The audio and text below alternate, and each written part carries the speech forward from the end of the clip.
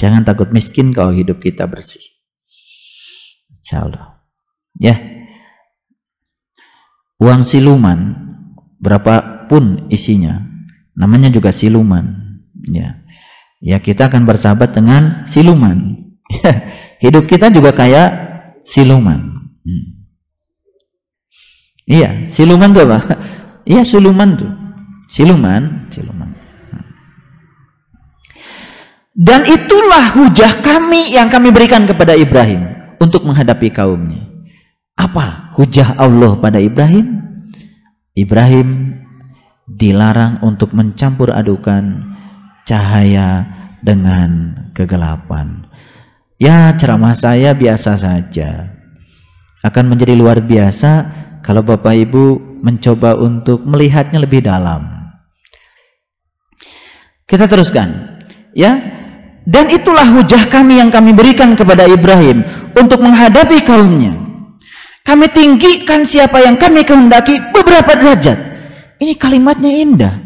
Narfa'i darajatim minan nasya.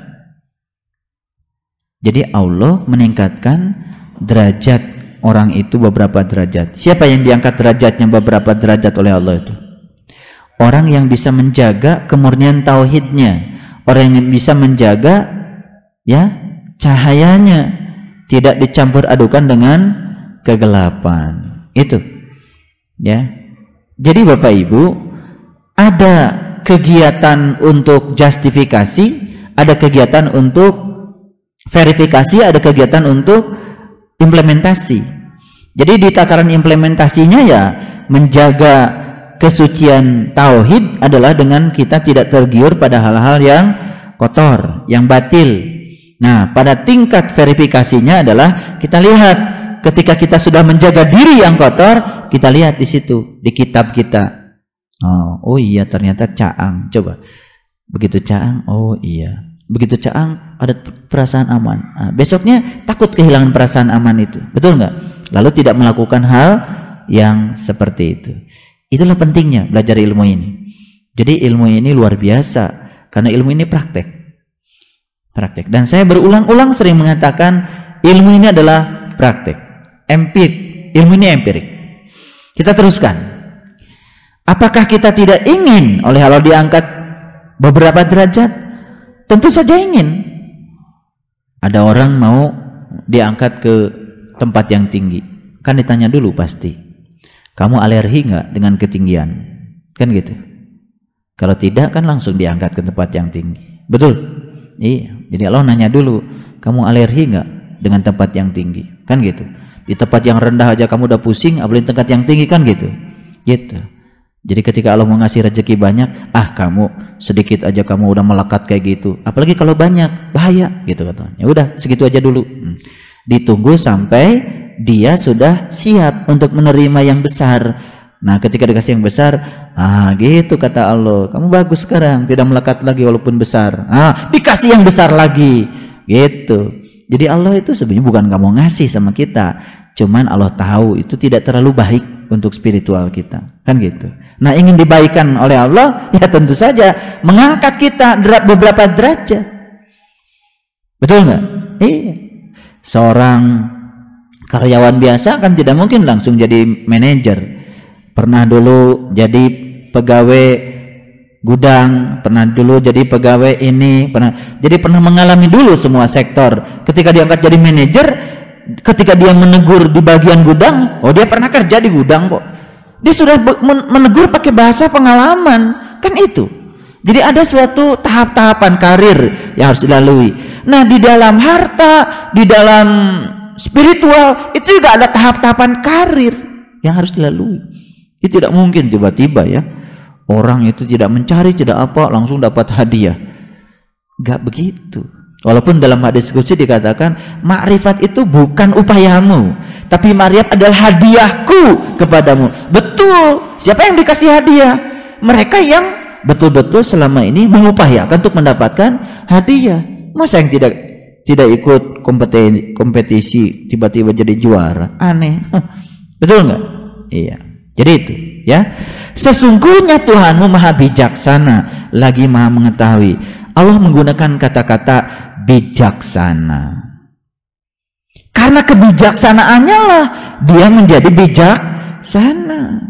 Nah, kebijaksanaan Allah itu apa? Kebijaksanaan Allah itu, Allah tuh tahu kapan saatnya orang diangkat derajatnya, kapan saatnya orang ini belum diangkat derajatnya. Betul nggak?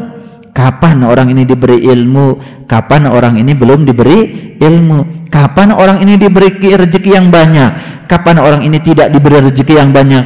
Tahu. Jadi ketika kita mengatakan ya inna rabbaka hakimun alim, sudah serahkan sama-sama dia yang maha bijaksana. Bukan sekedar maha bijaksana, dia maha tahu. Di setiap suatu statement, di setiap suatu proses, pasti Allah mengakhiri suatu ayat dengan pernyataan yang indah. Allah sedang menyatakan dirinya siapa? Inna rabbaka hakimun alim. Biasanya bagian akhir ini diabaikan oleh kita, tidak pernah dihubungkan ya sifat Allah itu dengan ya situasi yang sedang terjadi. Jadi ketika kita menyadari Allah maha bijaksana dan maha tahu, maka kita serahkan pada dia yang maha bijaksana dan maha tahu. Kita berhenti untuk terlalu mencampuri urusan Allah. Tenang nggak? Tenang. Suka ewu pakai ewu kita? Suka. Karena apa? Karena kita jadi Tuhan. Rasanya kita yang paling bijaksana, rasanya kita yang paling tahu. Padahal kata Allah, kamu itu tidak tahu apa-apa kecuali aku beritahu. Kamu itu bukan tahu, kamu itu bernafsu saja. Kalau hartanya banyak, pasti saya akan senang. Itu tak nafsu, bukan tahu. Tapi kata Allah, belum tentu harta banyak kamu akan senang. Siapa jadi kamu akan mengabdi pada hartamu. Sedikit sekali orang yang memiliki harta, karena kebanyakan orang kaya dimiliki hartanya. Saya ingin kasih tahu, sedikit sekali orang kaya yang memiliki harta, karena kebanyakan orang-orang dimiliki oleh hartanya. Beda, orang yang memiliki harta, hartanya menyenangkan dia. Tapi orang-orang yang dimiliki harta, habis seluruh waktunya, tenaga dan pikirannya untuk mengabdi kepada hartanya. Pada hakikatnya dia itu orang miskin. Ternyata di semesta ini sedikit sekali orang kaya dan kebanyakan orang miskin. Orang miskin yang bergelimang harta. Pusing kan? Pusing. Orang miskin bergelimang harta. Pusing kan? Pusing. Karena ya hartanya sudah mampu memiliki orang itu. Orang itu sudah dimiliki oleh hartanya. Baik.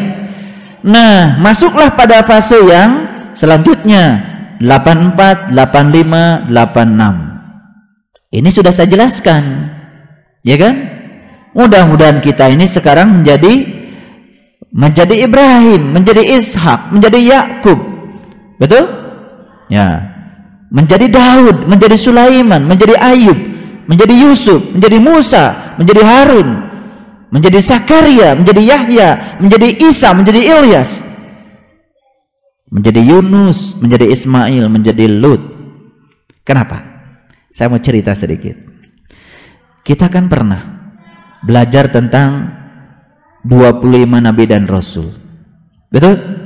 Kalau Bapak Ibu tahu, dari sejak Adam sampai Muhammad, setiap nabi dan rasul yang 25 itu mewakili keadaan yang berbeda. Ayub, Nabi Ayub bisa sampai kepada Allah dengan sakit yang dideritanya. Kalau begitu, sakit bisa mengantarkan seseorang kepada Allah. Nabi Yusuf sampai kepada Allah dengan kegantengannya. Berarti ganteng bisa mengantarkan seseorang kepada Allah. Nabi Sulaiman bisa sampai kepada Allah dengan kekayaannya. Kekayaan bisa mengantarkan seseorang kepada Allah. Nabi Isa alaihissalam sampai kepada Allah justru dengan kemiskinan sampai kepada Allah. Jadi kita itu disuruh untuk memotret. Oh, ternyata bukan jumlah Nabi dan Rasul 25, bukan. Tetapi kalau kita bisa memotret sejarah perjalanan spiritual 25 Nabi dan Rasul itu saja, dan kita menjadi salah satu daripadanya, itu sudah aman. Ayo, tidak usah menjadi semuanya. Saya mau menjadi Zakaria saja, saya mau jadi Sulaiman saja. Pilihan itu bagus, itu pilihan. Silakan mau jadi Ibrahim, mau jadi Musa. Tidak usah jadi semuanya, jadi salah satu saja dari 25. Inilah kesalahan kita selama ini. Setelah kita hafal nama Nabi dan Rasul, dan kita terlalu yakin kalau jumlahnya 25, dan setelah itu kita merasa sudah soleh, padahal kita belum menjadi salah satu dari yang 25.